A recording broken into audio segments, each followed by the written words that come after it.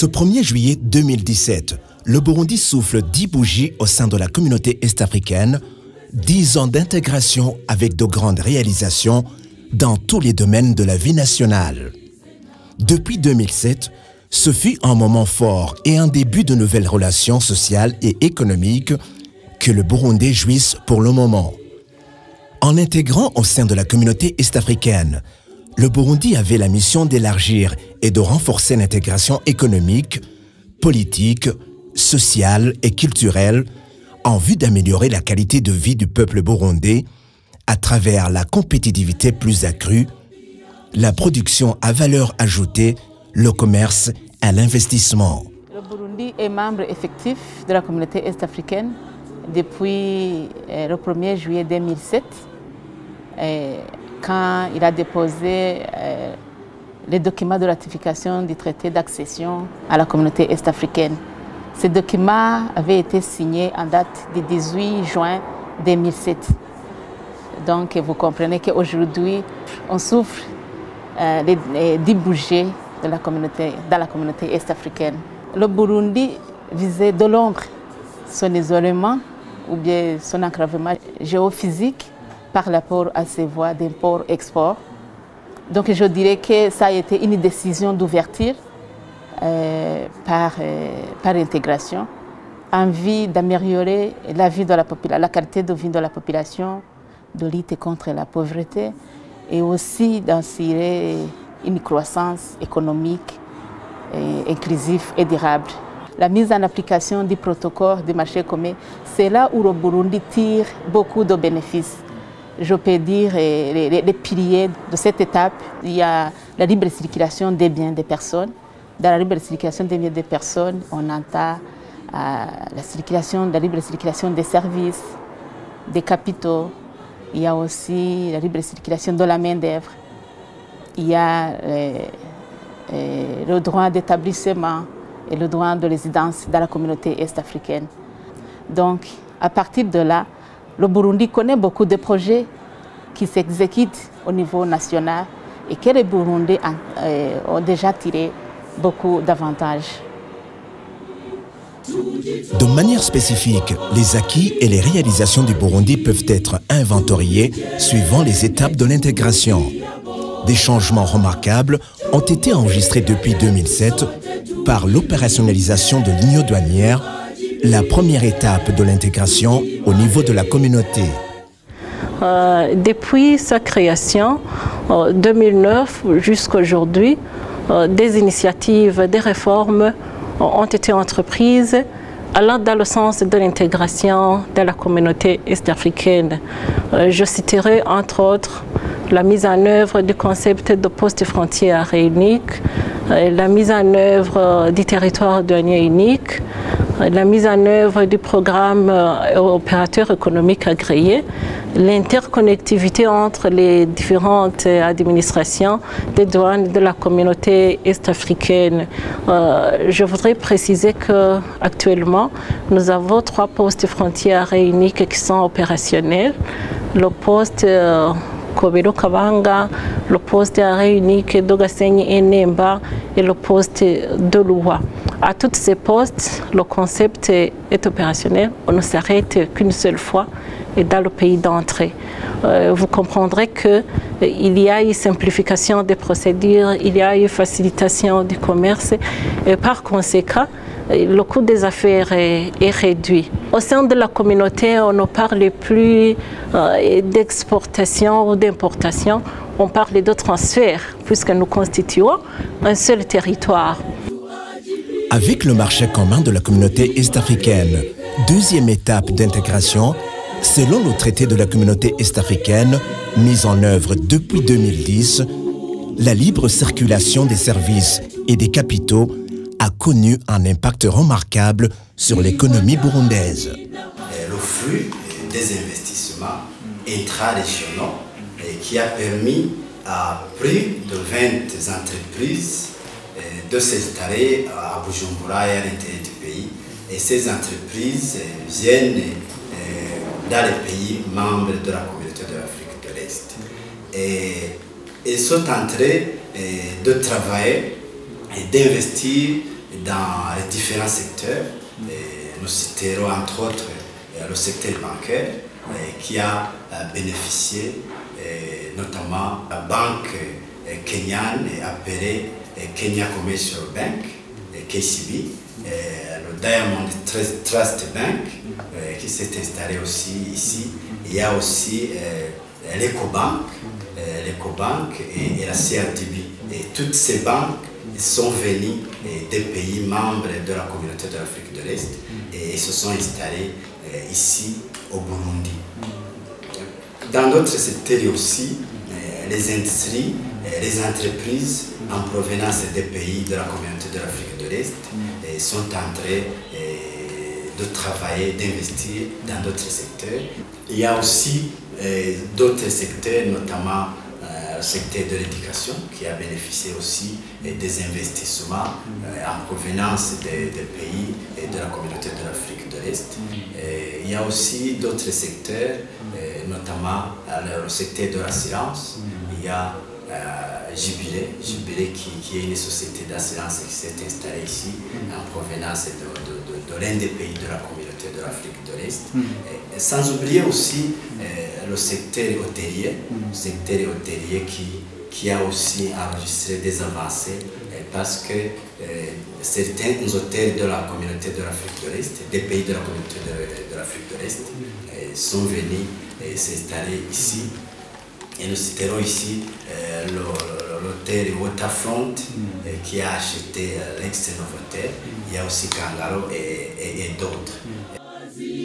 Avec la libre circulation des services et des capitaux, l'intérêt est majeur sur la vie du citoyen et sur l'économie burundaise. L'intérêt est palpable parce que toutes ces entreprises que je viens de citer et d'autres que je n'ai pas eu le temps de citer sont en train de travailler. Ils ont recruté des Burundais, les emplois ont été créés, et ils versent des impôts et taxes au profit du trésor public.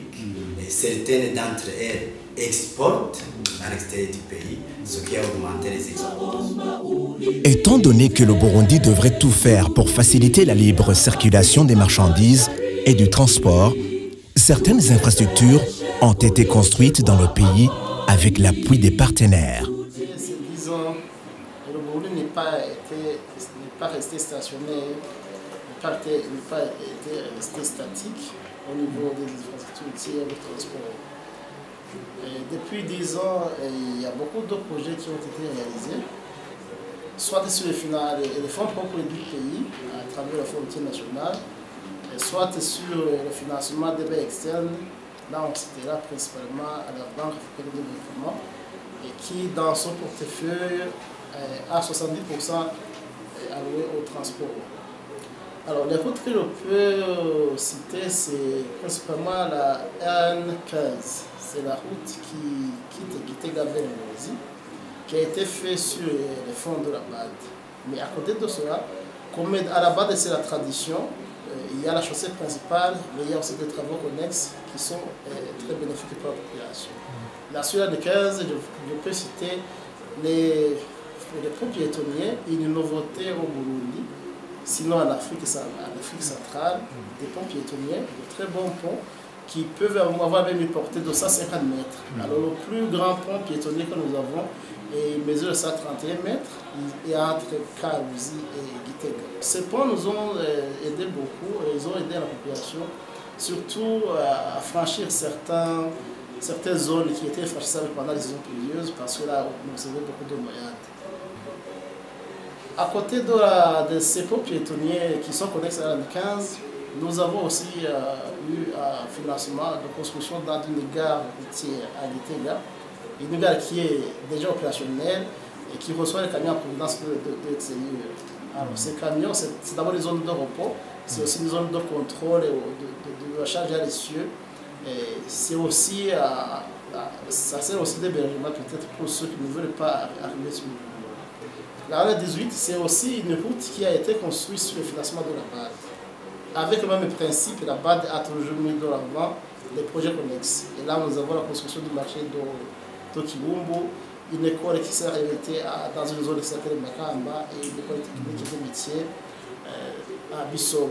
Si j'emprunte encore une fois, on va ajouter sur la 1 et 3, c'est aussi sur le financement de la Banque africaine de développement.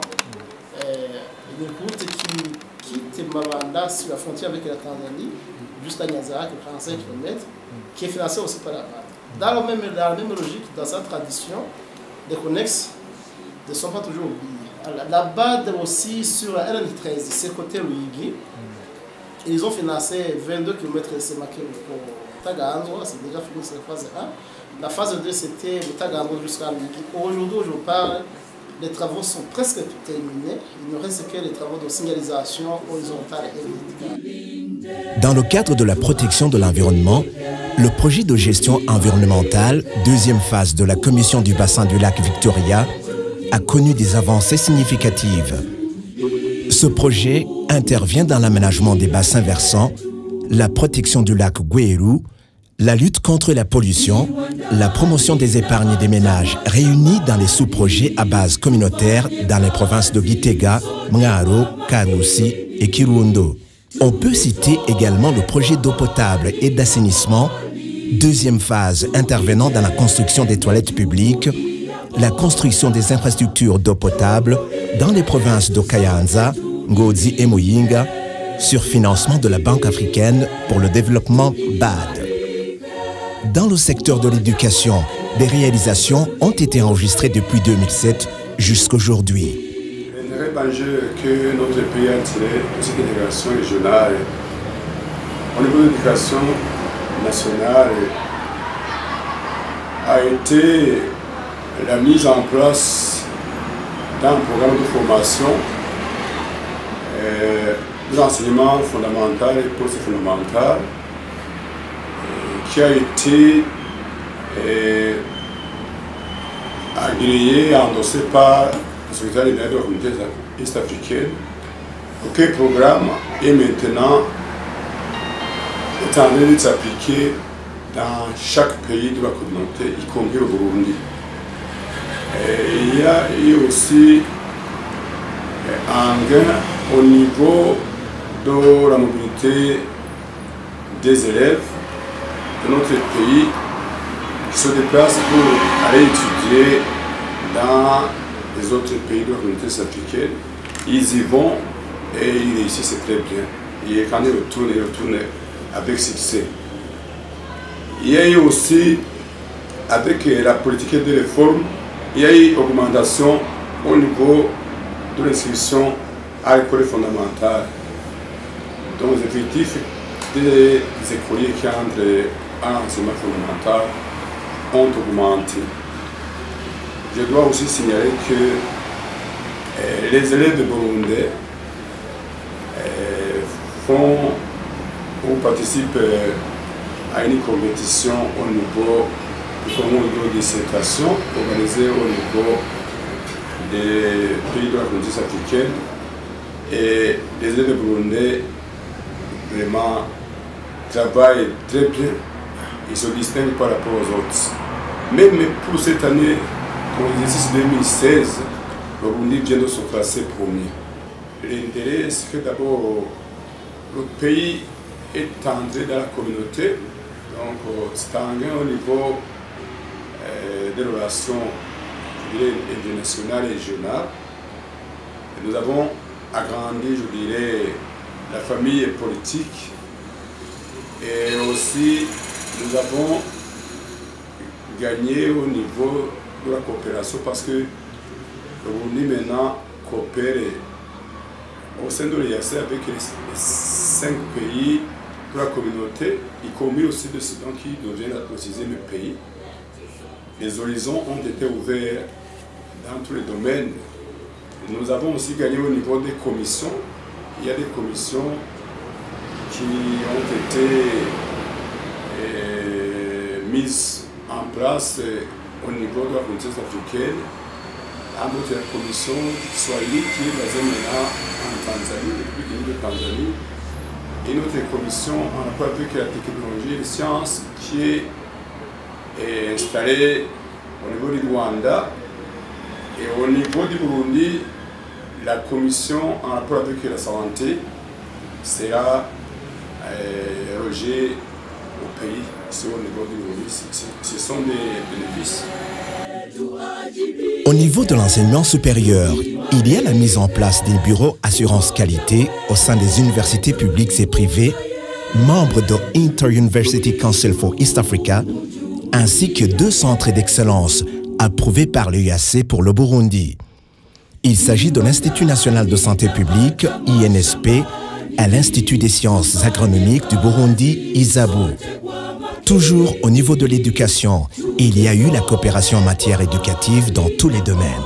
Le ministère de l'Éducation, de l'Enseignement supérieur et de la Recherche scientifique a aussi entamé des réformes visant à développer davantage le secteur de l'enseignement supérieur, à savoir la nouvelle structure avec le système baccalauréat, licence, master, doctorat, BLMD, la refonte des programmes et des curricula en vue de réussir l'adéquation formation-emploi et aussi les adapter aux standards requis au niveau de la communauté est-africaine dans le souci de répondre aux besoins de la société et opérationnaliser le protocole portant création du marché commun de la communauté est-africaine et la mise en place de la Commission nationale de l'enseignement supérieur, organe de régulation du système de l'enseignement supérieur pour une meilleure assurance qualité, pour ne citer que cela.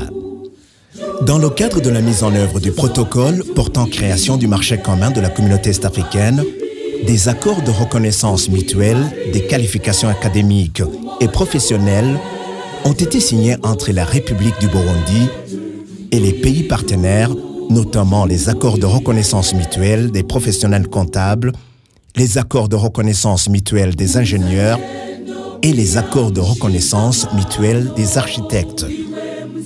Dans ce même domaine, les chefs d'État de la communauté est-africaine ont signé une déclaration sur la transformation de la communauté est-africaine en espace commun pour l'enseignement supérieur. L'objectif est d'harmoniser les systèmes de formation de l'enseignement supérieur dans la communauté est-africaine et d'établir un cadre commun de référence pour faciliter la comparabilité, la compatibilité et la reconnaissance mutuelle de l'enseignement supérieur et les systèmes de formation ainsi que les qualifications atteintes dans les pays partenaires de l'EAC. Dans le secteur de la santé, il y a eu la création et fonctionnement d'une commission de recherche en matière de santé au sein de la communauté est-africaine basée au Burundi, l'organisation de la 6e conférence scientifique annuelle sur la santé et une exposition commerciale des produits de santé de l'EAC organisée au Burundi, la création d'un réseau de laboratoires de l'EAC pour les maladies transmissibles et non transmissibles et le projet régional sur l'harmonisation de la régulation des médicaments au sein de l'EAC. Avec la libre circulation des personnes, le Burundi a gagné dans tous les domaines. Ces grandes réalisations sont, premièrement, la facilitation dans la libre circulation des personnes. Dans notre communauté, principalement chez nous, je pense que c'est partout ailleurs, nous avons eu un visa d'entrée pour les ressortissants de notre communauté. Il y a eu effectivement des grandes réalisations. Nos ressortissants entrent dans ces pays dont je viens de vous citer librement, avec un visa de 6 mois renouvelable. Alors, ces visas de 6 mois, il a un impact, c'est-à-dire ce visa ne vous donne jamais l'accès au travail. C'est juste pour visiter et tu peux faire une prospection de marché et retourner dans votre pays.